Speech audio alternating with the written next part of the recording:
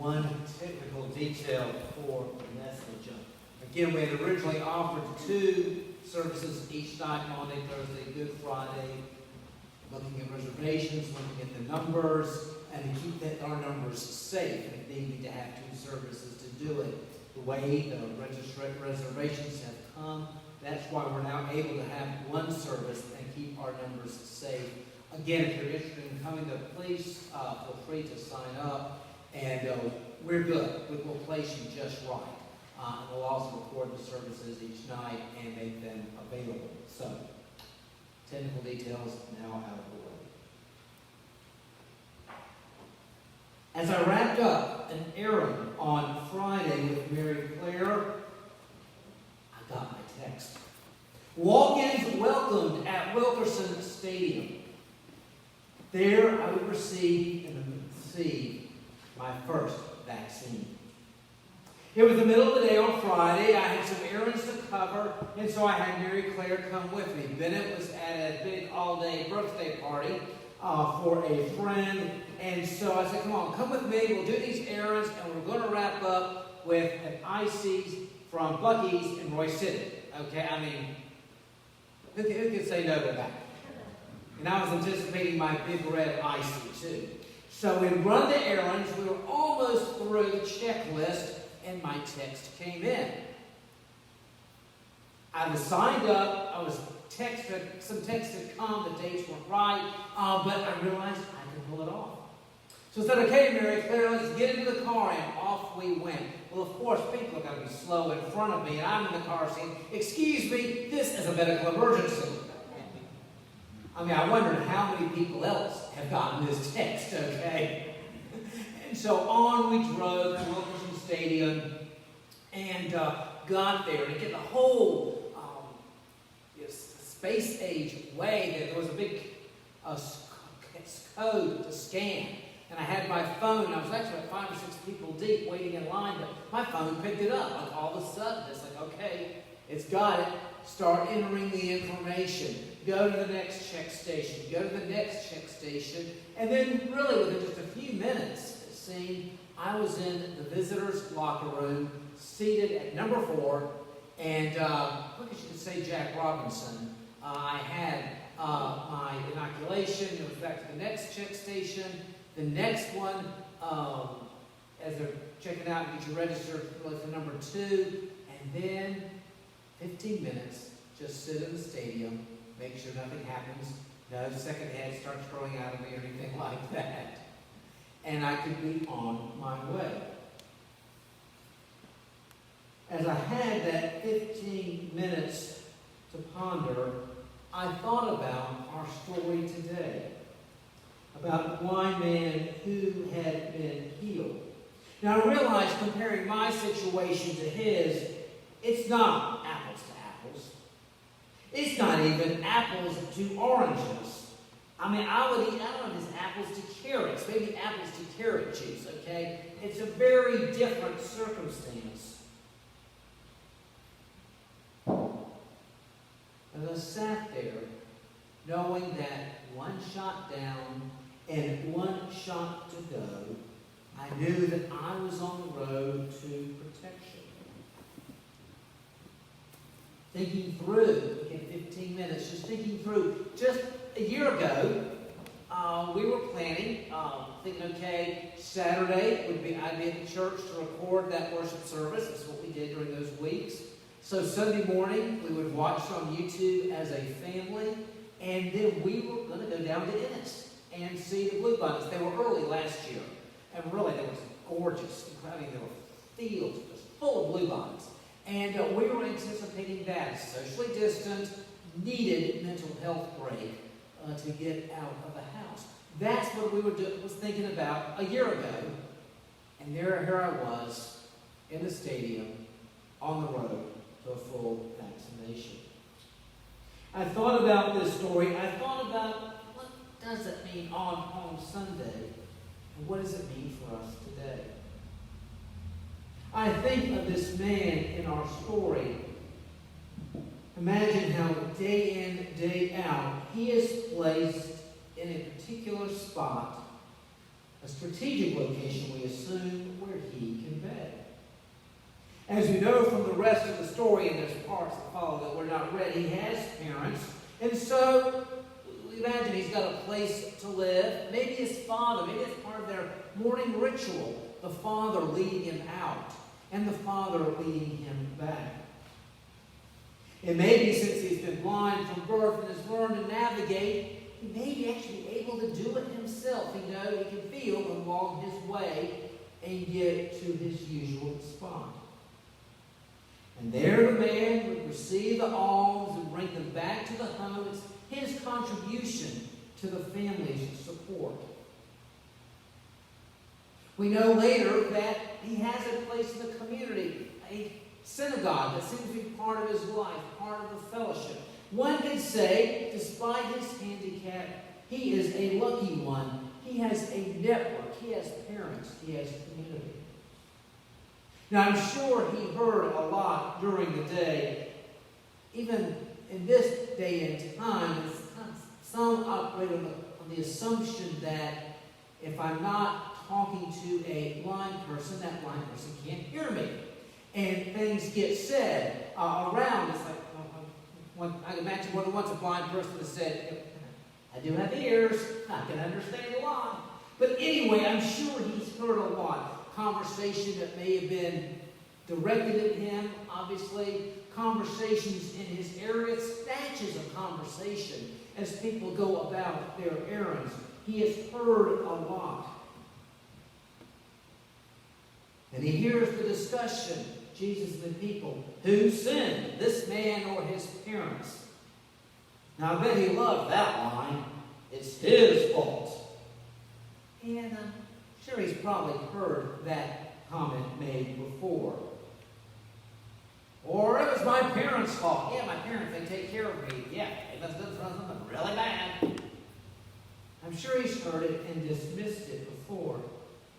But then he hears something different. No, it's not his fault. Not his parents' fault. We must work the works of him who sent me. And something about God's glory.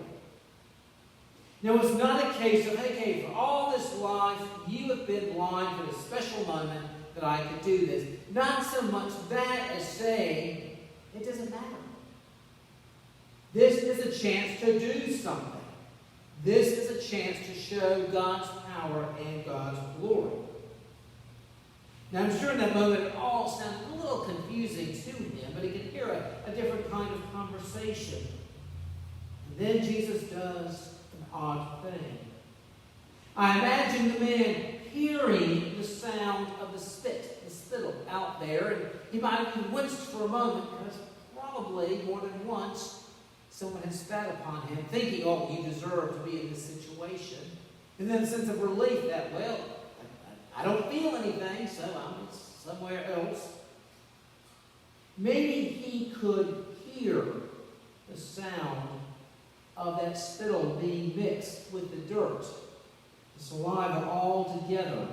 Maybe this man can even smell it. The man can feel the hands of Jesus on his eyelids and around his eyes. He can feel the stuff being put on him.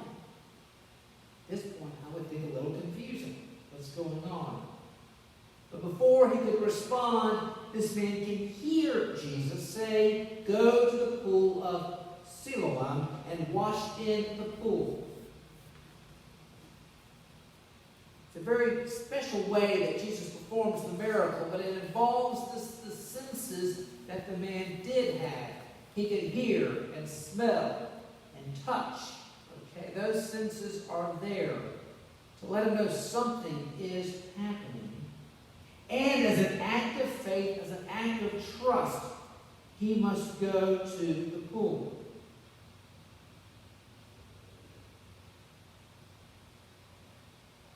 He goes there, and then he feels